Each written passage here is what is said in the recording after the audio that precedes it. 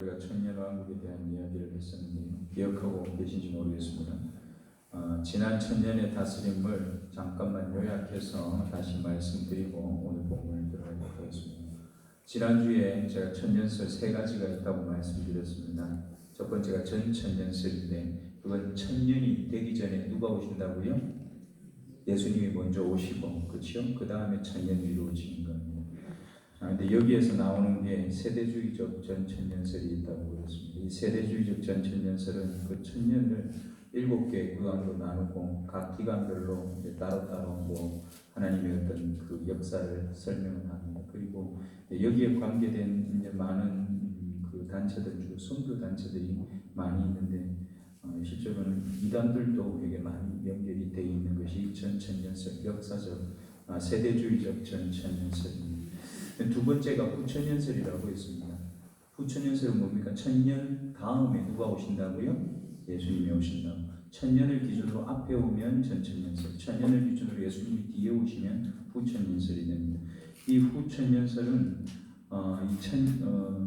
지나치게 인간의 공로를 강조하는 부분이 있다고 그랬어요. 그래서 너무 인간에 대한 낙관론, 왜냐하면 우리가 세상을 천년 동안 잘 다스리고 난 다음에 하는 예수님이 오시는 거니까 우리가 충분히 잘할 가능성이 있는 존재들, 인간에게는 충분히 잘할 가능성이 있다. 스스로를 낙관하는 그런 착오가 있을 수 있다. 그렇게 말씀을 드렸습니다. 그 다음에 세 번째가 우리가 기준을 가지고 있는 무천년설이라고 얘기 드렸습니다. 무천년설은 역사적으로 천년이 예수님이 오시기 전이나 예수님 오시고 난 다음에 이루어지는 것이 아니라 예수님께서 이 땅에 오신 이후부터 실제로 우리는 어떤 기간을 살고 있습니까? 어떤 기간을 살고 있습니까? 천년을 예수님과 함께 다스리는 기간을 지금 살고 있다 말씀을 드렸습니다. 그래서 1년부터 천년까지 해서 그 천이 얘기하는 게 아니다. 그런 식의 천년이 아니라 제한이 있는 기간을 얘기하는 거다. 그래서 실제로는 천년보다 훨씬 길 가능성이 지금 이미 길어졌잖아요. 그렇죠? 천년보다 훨씬 길어졌습니다.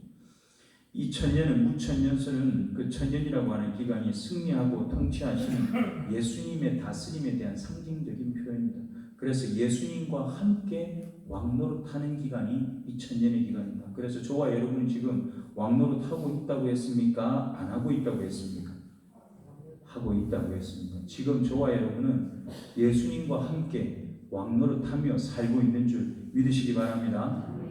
나 혼자 왕노릇하면 그게 이단입니다. 예수님 편에 있는 거거든요. 지가 예수님 자리에 앉는 것은 이단이라는 얘기입니다. 근데 우리는 누구와 함께요? 예수님과 함께. 그분이 왕이고 우리는 그분과 함께 왕노릇하는 사람들이라는 겁니다. 이 천년의 시간을 어떻게 보냈느냐? 여러분, 우리가 천년 못 산다고 이미 알고 있지요. 천년 못 사시는 거. 혹시 천년 살 줄 알고 계시는 분이 계신지 모르겠습니다. 우리는 천년 못 삽니다.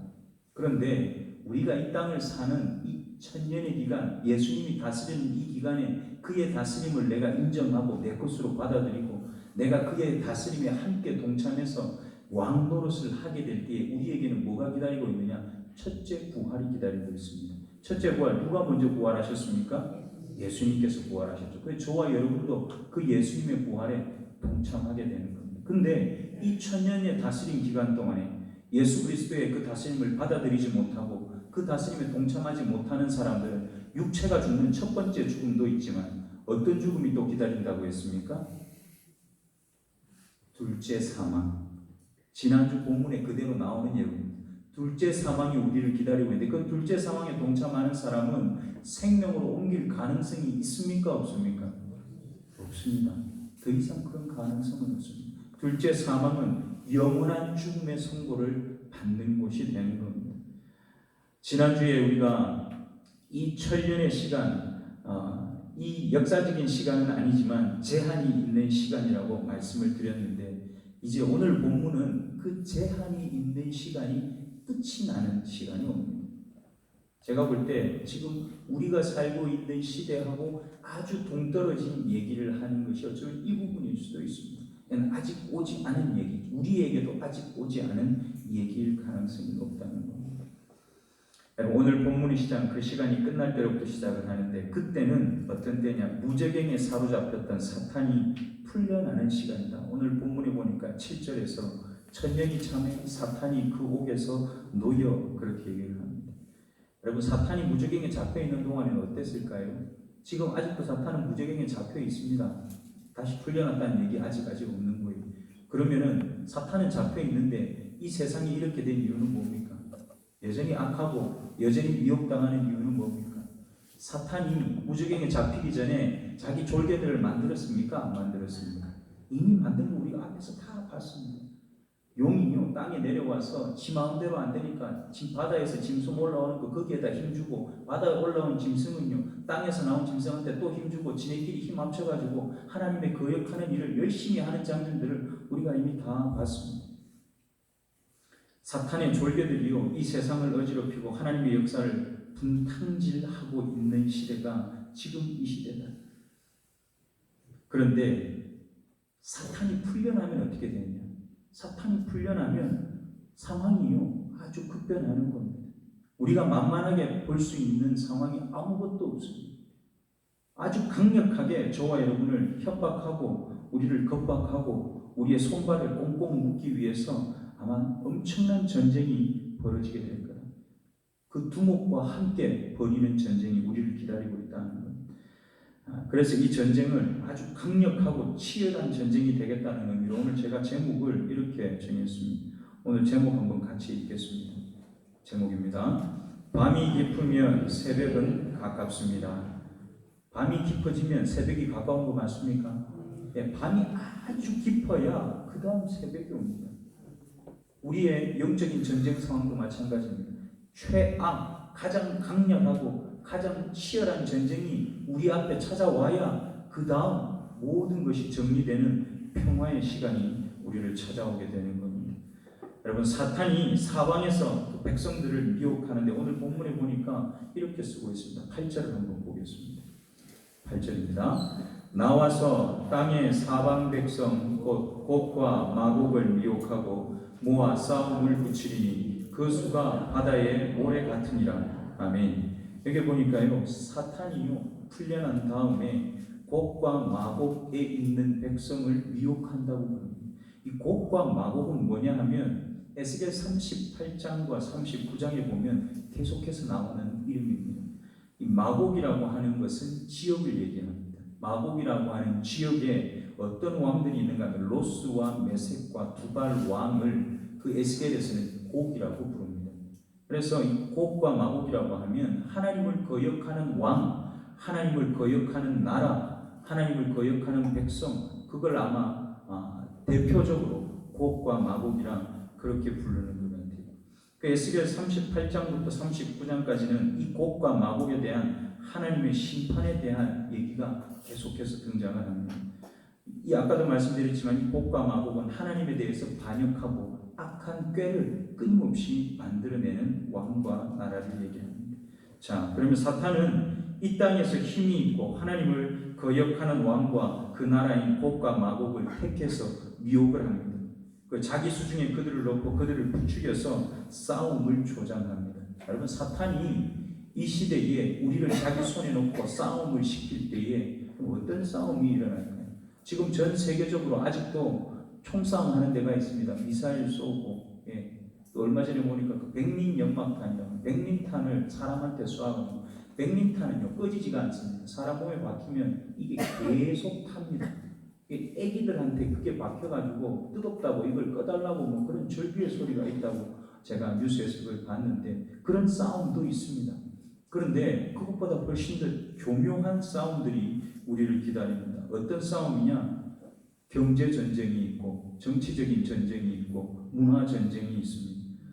여러분 정치, 경제, 문화의 전쟁은 결국 뭐하고 연결되냐면 법과 제도, 사회 질서 그런 걸 장악하는 쪽이 모든 걸 다 장악합니다. 여러분 법을 장악하게 되면요 그 법을 가지고 내 마음대로 내 입맛에 맞도록 그 법을 결정할 수가 있습니다. 법을 새롭게 위반하는 것도 내 입맛에 맞도록 계속해서 만들어내면 그 반대쪽에 있는 사람들, 실제로 우리 교회는요 항상 희생양이 될 수밖에 없습니다. 동성애 합법화되고 뭐라고 해야 되나요? 차별하는 것 금지에 대한 법이 또 전국적으로 시행이 되고 그것이 대단한 힘을 얻게 되면 목사가 설교 단상에서 물론 설교할 게 그것만 있는 것은 아닙니다. 그러나 그 얘기를 해야 될 때가 있는 거죠. 동성애는 죄입니다. 누군가 듣고 녹음해서 신고하면 저는 감옥을 가게 되겠죠. 저는 그날이 기대가 되기도 합니다. 나도 그런 순교할 날이 올 수 있겠구나 그런 생각을 합니다. 그러나 굳이 일부러 그 자리로 들어갈 필요가 있겠습니까? 우리가 모두 신앙생활하기 힘들어지는 그 나라를 굳이 만들기 위해서 여러분 애쓰고 몸부림쳐야 될 이유가 있습니까? 그렇게 돼서는 안 되는 거죠. 그런데 사탄은 그 일을 지금 획책하고 있다 그 말입니다. 사탄이 벌이는 전쟁은 총과 칼의 전쟁이 아니라 우리의 신앙을 마음대로 펼치지 못하게 하는 이 사회, 제도, 법, 질서를 자기 손 안에 장악하는 전쟁을 사탄이 벌이게 된다 하는 겁니다. 이건 하나님의 백성들과 세상 사이의 전쟁일 수도 있지만 또 그것보다는 아까 제가 말씀드린 대로 정치적 진영 간의 전쟁, 그리고 그 안에는 나라와 나라 간의 경제적 전쟁, 지금 경제전쟁 벌이고 있잖아요. 누구하고 누가 벌입니까? 미국하고 중국이 벌이고 있습니다. 그리고 우리나라하고 일본이 벌이고 있습니다. 여러분, 미국이 이기든 중국이 이기든 아니면 둘 중에 하나가 어떻게 잘못되든 전 세계적으로 파장이요 엄청날 겁니다. 엄청날 겁니다. 우리하고 일본도 마찬가지입니다. 그럼 이건 누가 이기고 지는 전쟁이 아니라 그것 자체가 우리를 넘어지게 하는 전쟁이다. 근데 문제는 그 진영 간의 전쟁 속에 누가 들어있느냐? 교회가 들어있는 겁니다. 교회가 그 진영 간의 전쟁 속에 한가운데 들어있어서 교회 안에 분열이 일어납니다. 서로 편이 나눠져서 한쪽 어떤 진영의 편을 들고 목숨을 걸고 싸우게 되는 겁니다. 사탄이 사주하고 악에게 자신을 드리기로 한 왕과 나라가 명을 받아서 하는 그 전쟁, 대리하는 전쟁에 우리가 어리석은 희생 제물이 될 수 있다는 얘기입니다. 여러분 잘 판단하시고 잘 보시기 바랍니다. 우리가 있어야 될 자리는 어디인가? 눈을 크게 뜨시고 말씀이 여러분들 생각과 마음을 사로잡게 되기를 축복합니다. 이런 전쟁이 이미 치열하게 진행 중에 있다. 이런 전쟁은 피와 식별이 어렵습니다. 아까 제가 말씀드렸죠. 우리 안에도 실제로는 그런 서로 나누는 질이 있습니다. 심각합니다. 우리 교회를 얘기하는 게 아니라 교회 전체를 얘기하는 겁니다. 대한민국이 반쪽이 나 있는 것처럼 교회도 똑같이 반쪽이 나서 서로가 서로를 향해서 손가락질하고 욕을 하고 우리가 그렇게 살고 있는 세상에 살고 있습니다. 굉장히 피와 식별이 어렵고 복잡한 아주 복잡한 사연이 그 안에는 가득합니다. 교회 안에도 세상 속에서도 지독하게 모든 것이 엉키고 꼬여있는 시대를 살고 있다. 여러분 그걸 누가 획책하느냐? 사단이 획책한다. 사단의 손에 잡힌 사람들을 통해서 우리를 분열시키고 우리를 서로 싸움하게 만드는 그 일을 사단이 획책하고 있다는 겁니다. 오늘 그 싸움의 한가운데에 본문에 보니까 누가 있다고 하시는가 하면 9절을 보시기 바랍니다. 9절 같이 읽겠습니다. 그들이 지면에 널리 퍼져 성도들의 짐과 사랑하시는 성을 부르매 하늘에서 불이 내려와 그들을 태워버리고. 아멘. 여기 보니까 그 지면에 널리 펴져 있는 성도들의 짐과 사랑하시는 성을 그들이 두르고 있다고 합니다. 무슨 말이냐? 우리는 그런 우리를 하나님을 대적하는 세력들에 쌓여서 살고 있다는 얘기를 하는 겁니다. 그러니까 피와 식별이 힘든 겁니다. 섞여 있기 때문에. 누군가는 그걸 획책하는데 그 획책하는 사람에게 넘어가서 함께 그 편이 되면 우리끼리 갈라지게 되는 겁니다. 심각한 문제인 겁니다. 앞에서 말씀드린 것처럼 우리 교회는 사탄의 미혹을 받은 다양한 이익 집단과 정치 진영, 그와 관련된 나라들의 핍박을 받는 위치에 우리는 서 있습니다. 그들에 의해서 포위된 것과 같은 참담한 상황일 뿐만 아니라 뒤섞여 있어서 뭐가 옳은 거고 뭐가 틀린 건지 구별해내기도 쉽지 않은 상황이라는 겁니다. 그래서 이 상황은 어떻게 해야지만 해결이 되는가 하면 하늘에서 불이 내려와야 되는 상황입니다. 하늘에서 불이 내려와야 되는 상황입니다. 이 하늘에서 불이 내려온다 하는 건 실제로 천재지변이 일어나거나 하나님께서 어떤 다른 우리 외부의 어떤 걸 움직여서 우리에게 불을 내리시는 상황일 수도 있습니다. 그런데 그렇게 보기 힘든 게 왜 그런가 하면 이 불에 죽는 사람들은 누구냐 하면 사랑하는 성과 그 진을 둘러싸고 있는 그 세력들, 악의 세력들, 그들을 불로 멸하신다는 얘기를 하시는 겁니다. 그래서 이렇게 보는 겁니다. 저는 그 불은 뭐냐? 사탄을 저지하고 물리치는 능력이 하나님으로부터 나오는데 그 능력은 딴 것이 아니라 분별과 심판의 근거가 되는 하나님의 말씀이라는 겁니다. 여러분, 하나님 말씀만이 선과 악을 분명하게 구별해낼 수 있을 줄 믿습니다. 그래서 제가 말씀을 계속 강조하는 이유는 여러분들이 말씀을 제대로 알아야 이게 지금 옳게 가는 건지 거꾸로 가는 건지 알 수가 있다는 겁니다. 정신을 잘 차리고 말씀을 듣고 읽고 보시기를 축복합니다. 이 땅에서는 미혹을 받고 하나님을 거역했던 모든 세력들이 하나님의 심판의 불에 타게 될 것이다. 여러분, 말씀은요, 그 말씀을 받아들이는 사람에게는 생명, 그 말씀을 거역하는 사람에게는 심판을 갖다 준다. 분명히 성경은 우리에게 그렇게 얘기를 하고 있습니다. 여러분, 그 말씀을 거역하는 사람들을 불에 몽땅 태우게 될 것이다. 그렇게 말씀하시는 거예요. 미혹하는 마귀는 불과 유황못에 던져져서 영원한 고통의 심판을 받게 됩니다. 그리고 그들이 이 땅에서 만들었던 졸개와 그 짐승들, 그리고 거짓 선지자들, 그들은 다 어떻게 되느냐? 오늘 본문에 보니까 이렇게 되어 있습니다. 10절 한번 더 같이 보겠습니다. 10절입니다. 또 그들을 미혹하는 마귀가 불과 유황못에 던져지니 거기는 그 짐승과 거짓 선지자도 있어 세세토록 밤낮 괴로움을 받으리라. 아멘. 여러분, 이 전쟁의 결말이 바로 이런 겁니다. 하나님을 대적하는 모든 세력들은 보이는 세력이든 보이지 않는 눈에 보였던 세력이든 모두가 다 유황 불못에 빠지게 되는, 하나님께서 생명을 주는 것이 아니라 영원한 죽음이 기다리는 곳으로 그들을 다 집어넣는 것, 그게 하나님께서 준비하고 계신 심판입니다. 여러분, 저와 여러분에게는 반드시 승리하게 될 그날이 올 줄을 기대하시기를 바랍니다. 근데 문제는 아직은 아니라는 겁니다. 아직은 아닌데 지금 우리는 더 깊은 밤의 시간으로 들어가고 있다 이 말입니다. 그 밤이 끝나려면 아직 한참을 더 가야 할지도 모릅니다. 앞이 보이지 않는 상황이라 할지라도 믿음에 굳게 서서 밝아올 새벽빛을 기다리는 저와 여러분이 되시기를 소망합니다. 여러분, 마지막 전쟁이 다 끝나고 나서 새벽이 밝아올 때에 요한이 보는 게 하나가 있습니다. 11절을 함께 봅니다. 11절입니다. 또 내가 크고 흰 보좌와 그 위에 앉으신 이를 보니 땅과 하늘이 그 앞에서 피하여 간데 없더라. 아멘. 요한이 뭘 봅니까? 크고 흰 보좌를 본다. 그 보좌에 앉으신 이를 보고 있다고 얘기합니다. 크고 흰 보좌는 이게 그 크기를 통해서도, 그리고 또 그 밝은 걸 통해서도 하나님의 심판의 엄중함과 강력함을 나타내는 상징입니다. 치밀하고 세밀하시고 완벽하게 정결함을 하나님은 그 심판을 통해서 만들어내신다는 겁니다. 그런데 문제는 뭐가 없어졌습니까? 땅과 하늘이 그 앞에서 피하여서 간 데가 없다. 땅과 하늘이 다 사라져버린 겁니다. 여러분, 마지막 전쟁이 끝나고 나면 실제로 이 땅이 우리에게 필요하겠습니까? 제가 생각할 때는 더 이상 땅이 우리에게 필요하지 않는 시간이 분명히 옵니다. 이 땅을 사는 저와 여러분도 마찬가지 아닙니까? 복천년 아니라 우리가 죽게 되면 더 이상 나한테는 이 땅이 필요합니까? 필요하지 않습니까? 우리에게는 이 땅이 필요 없습니다. 우리에게는 이 땅이 아니라 우리의 영원한 생명을 맞아주시고 함께 거하게 될 또 다른 세계, 한 번도 경험해보지 못한 정말 영원한 생명이 있는 그 세계가 우리를 기다리고 있다는 겁니다.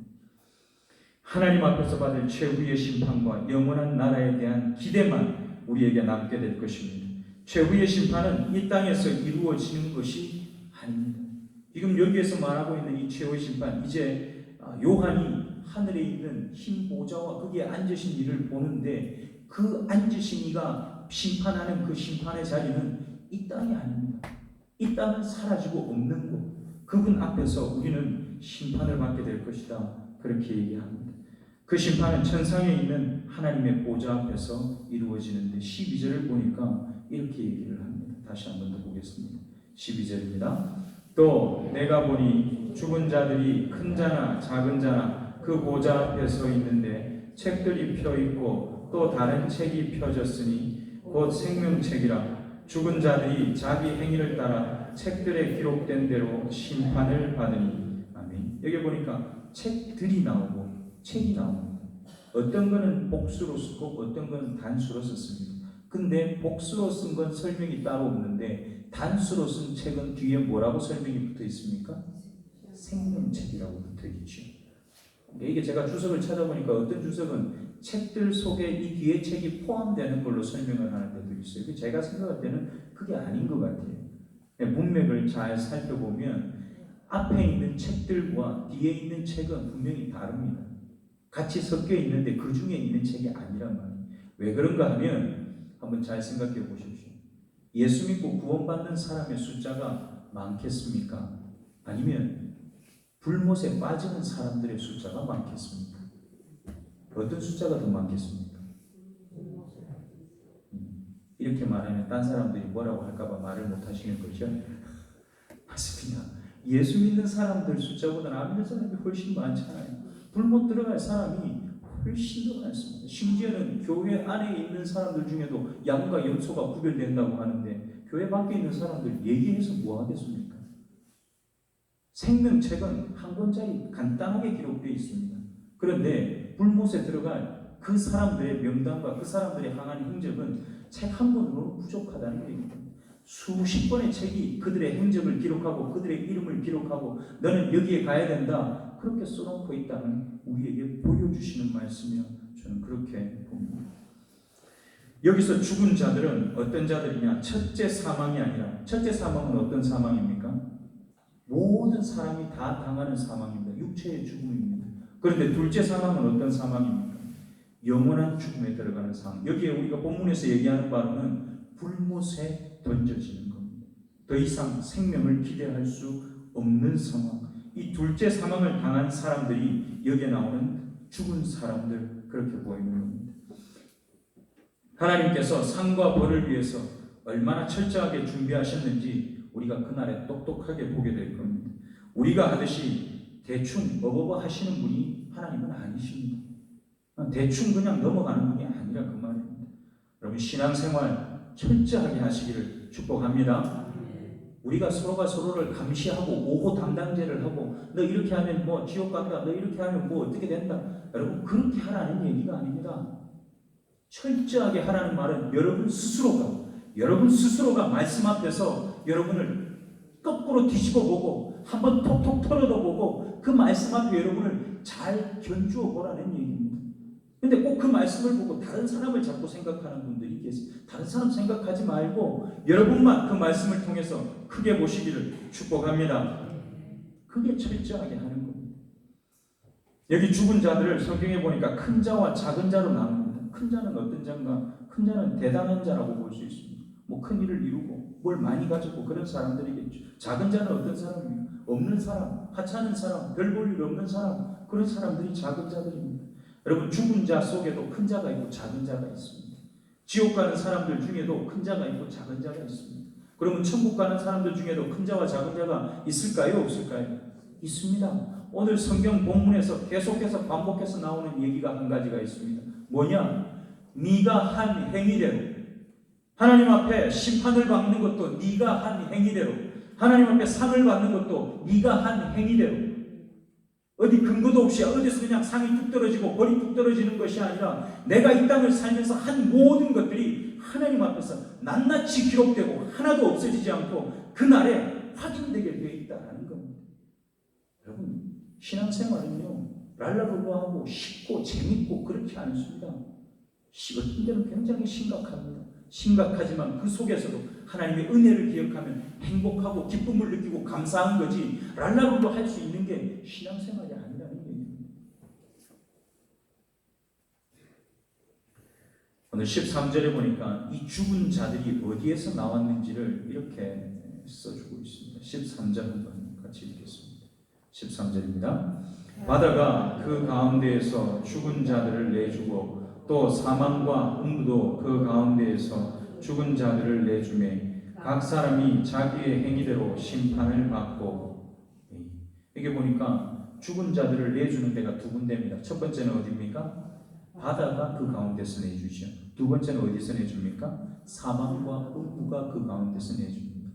이걸 고민을 많이 했습니다. 왜 이 두 군데서 이 죽은 자들이 나오는 걸까? 주석 보니까 이해가 안 가요. 제가 이렇게 저는 봅니다. 여러분, 바다라고 하는 것, 우리가 이미 계시록에서 바다를 한번 봤습니다. 언제 바다가 나오느냐? 계시록 13장에 가면 바다가 나옵니다. 거기에 바다에서 뭐가 나오는지 아십니까? 뿔이 10개가 달리고 머리가 7개가 달린 짐승이 올라옵니다. 그 짐승은요, 하나님 편이 아니라 하나님을 대적하는 짐승입니다. 그대로 구약 성경에서도 바다라고 하는 곳은 고통의 장소입니다.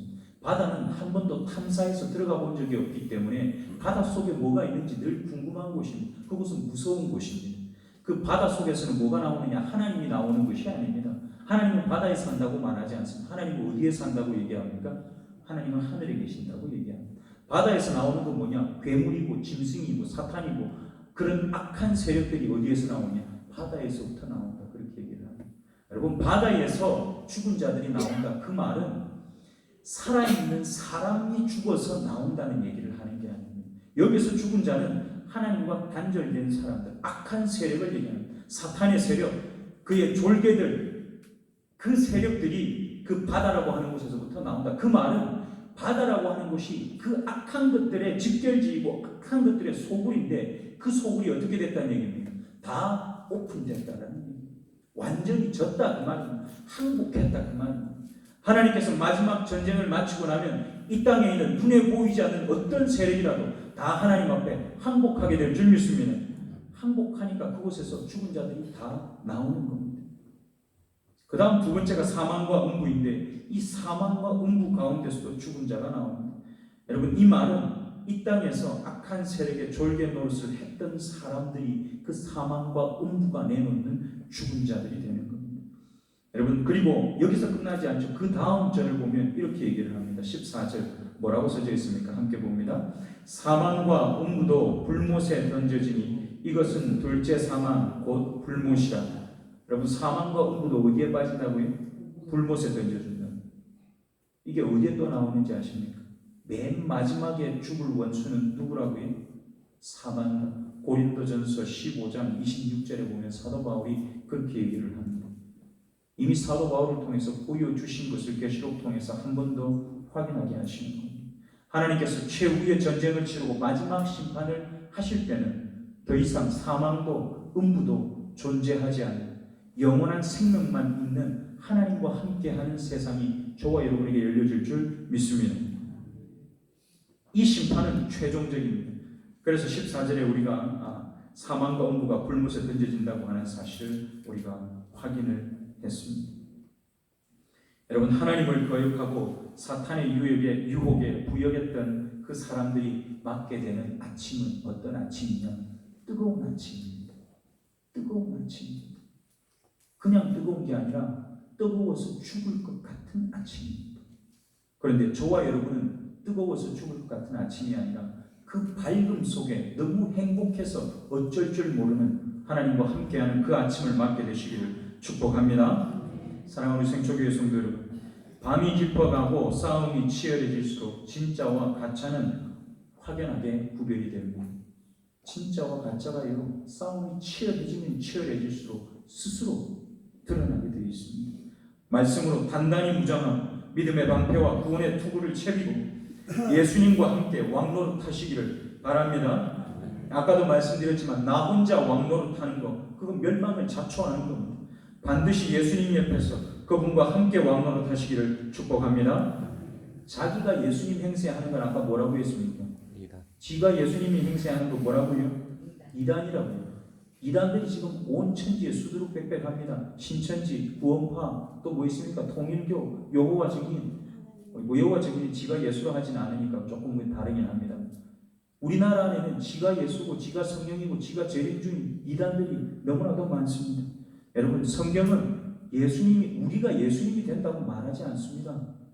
예수님이 승리하신 뒤에 서 있을 때 그 예수님과 함께 승리하는 자로, 그 예수님과 함께 왕노릇하는 자로 이 땅을 사시기를 축복합니다. 오늘 아침에 설교했던 것처럼 나를 따르라 하실 때 따라가야 된다 그 말입니다. 따라오라 하는데 딴 데로 가거나 가만히 있으면 그건 불순종이고 그건 거역입니다. 그건 믿음이 없다는 증거를 보여주는 겁니다. 저와 여러분의 이름이 생명책에 기록되는 복을 누리시기를 축복합니다. 이게 가장 큰 복입니다. 이게 있고 난 다음에, 내 이름이 생명책에 기록되고 난 다음에, 그 다음에 받을 상이 결정이 되는 겁니다. 이름이 생명책에도 없는데 무슨 받을 상이 있다는 겁니다. 저와 여러분의 이름이 생명책에 기록되는 복 절대 놓치지 마시기를 축복합니다. 그리고 나서 우리가 행한 대로 우리에게 상이 주어지는 겁니다. 깊어가는 밤을 잘 견딜 수 있도록 여러분도 애쓰셔야 됩니다. 아까 사모님하고 그 얘기를 했습니다. 어떤 교회들은 훈련하는 프로그램이 많아서 집중도 할 수 있고 좋겠다. 제가 이렇게 생각합니다. 저는 그 사람들은 훈련받는 프로그램 통해서 그렇게 집중하는 시간이 있겠지만 우리 교회는 예배에 집중하는 것 가장 건강한 집중이라 저는 그렇게 생각합니다. 여러분, 예배에 하나님 앞에 집중하고 말씀을 듣고 찬양하며 기도하는 것, 훈련 프로그램은 기간이 있습니다. 길어봐야 3년입니다.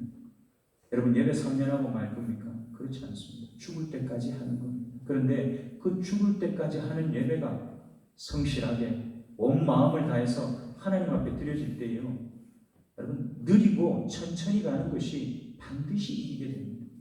영어로 이렇게 하죠. Slow and steady wins the game, wins the race. 기억나십니까? 혹시 고등학교 때 영어 좀 하신 분들은 기억나실지도 모르겠습니다. 느리고 천천히 가는 것 같지만 그게 경기에서 이긴다 그 말입니다. 저는 확신합니다. 우리가 드리는 예배가 우리를 하나님 앞에 건강하게 만들고, 우리가 드리는 이 예배가 우리를 하나님 앞에 거룩하게 만들 줄 믿습니다. 이 예배를 통해서 저와 여러분은 세상의 빛으로, 세상에 하나님이 드러내는 거룩한 존재로 살아가게 되는 겁니다. 여러분, 우리 교회 새벽 시간, 수요 예배, 주일 낮과 밤에 드리는 예배를 통해서 거룩함을 회복하고 영적인 전신갑주를 입고 세상과의 싸움에서, 세상 속에 살아가는 전쟁터 같은 그 싸움에서 이기는 삶을 이 한 주간도 사시기를 축복합니다. 기도하겠습니다.